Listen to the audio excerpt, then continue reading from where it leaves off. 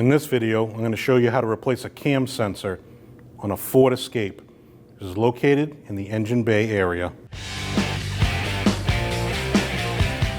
Right on the right side of your valve cover is your cam sensor. It's right behind your ignition coil. It's held on by one 8mm bolt, and it has one connector. If you lift up on the connector in the back and slide it out towards you, you can disconnect it.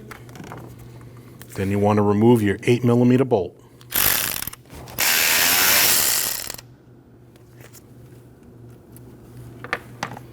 After you remove your 8mm bolt, you want to pull straight up on your sensor and out. You want to check your O-ring on your cam sensor for any cracks or rips. This one's in good shape, and you also want to check your surface. That surface is nice and clean. Take your cam sensor, slide it straight down, and install your bolt.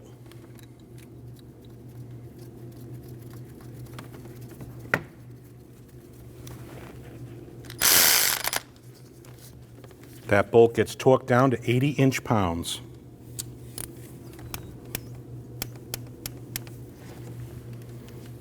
Now install your connector.